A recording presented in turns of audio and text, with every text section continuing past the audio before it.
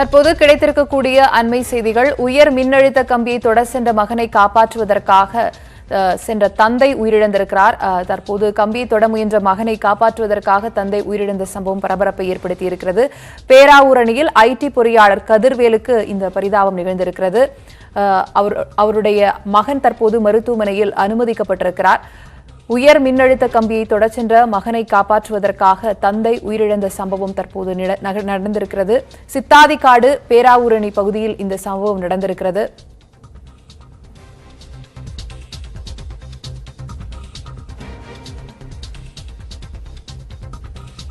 விவரங்களை பெறலாம். செய்தியாளர் குருநாதன் இணைந்திருக்கிறார். குருநாதன், எப்ப நடந்தது சம்பவம், என்ன நடந்தது? ஆக்சுவலி அதாவது தஞ்சை மாவட்டத்தில் கடந்த சில தினங்களாக சூறை காற்று பலத்த காற்றுடன் வீசி வருகிறது. இதே போல் தஞ்சாவூர் மாவட்டம் பேராவூரணி அருகே உள்ள சித்தாடி கிராமத்திலும் நேற்று இரவு பலத்த சூறை காற்று வீசியுள்ளது. இதில் அப்பகுதியில் உள்ள உயரழுத்த மின் கம்பிகள் அருந்து அப்பகுதி கிராமத்தினிடையே சாலைகளிலும் வீடுகள் மேலும் அருந்து விழுந்துள்ளது.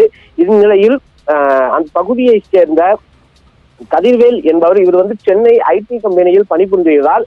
கொரோனா தடை உத்தரவு காரணமாக தற்போது வீட்டில் இருந்து பணிபுரிந்து வருகிறார். இவருக்கு 2 வயதில் மகன் உள்ளார். இன்று காலை அந்த 2 வயது மகன் அந்த உயரழுத்த மின்கம்பியை விளையாட்டுத்தனமாக பிடிக்க சென்றுள்ளார். இதனை கண்ட கதிர்வேலன் உடனடியாக ஓடி போய் தனது மகனை காப்பாற்றியுள்ளார். அப்போது இருவர் மீதும் அந்த உயரழுத்த மின்சாரம் பாய்ந்ததில் இருவரும் பலத்த காயமுற்று பட்டுக்கோட்டை அரசு மருத்துவமனைக்கு சிகிச்சைக்காக அனுப்பி வைக்கப்பட்டனர். ஆனால் சிகிச்சை போகும் வழியிலேயே கதிர்வேல் சிகிச்சை பலந்து உயிரிழந்தால் அவரது 2 வயது மகன் தற்போது பட்டுக்கோட்டை அரசு மருத்துவமனையில் தீவிர சிகிச்சை பிரிவில் சிகிச்சை பெற்று வருகிறார். அதாவது மகனை காப்பாற்ற போய் தந்தை உயிரிழந்த சோகம் அப்பகுதி மக்களிடையே மிகுந்த சோகத்தை ஏற்படுத்தியுள்ளது. ஆஷ்லி, தற்போது இந்த மகன் மருத்துவமனைக்கு எடுத்து செல்லப்பட்டிருக்கிறார். அவருடைய உடல்நிலை எப்படி இருக்கிறது? அந்த பகுதி மக்கள் என்ன சொல்றாங்க? இது ஏன் சரி செய்யப்படல?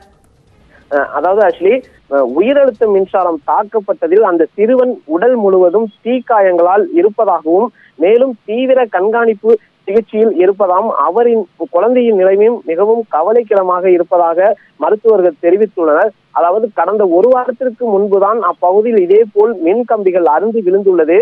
உடனடியாக மின்வாரிய ஊழியர்கள் அதனை சரி செய்து சென்று உள்ளனர். 1 வாரத்திற்குள் மீண்டும் இந்த காற்றால் நேற்று இரவு இந்த உயர் அழுத்த கம்பிகள் அருந்து உள்ளது. உடனடியாக அப்பகுதி மக்கள் மின்வாரியத்திற்கு தகவல் கொடுத்துள்ளனர். ஆனால் அவர்கள் காலை வருவதற்குள்ளே இந்த சம்பவம் நிகழ்ந்துள்ளது. அப்பகுதி மக்களிடையே சோகத்தை ஏற்படுத்தியது. தற்போது மகனை காப்பாற்ற சென்ற தந்தை உயிரிழந்திருக்கிறார்.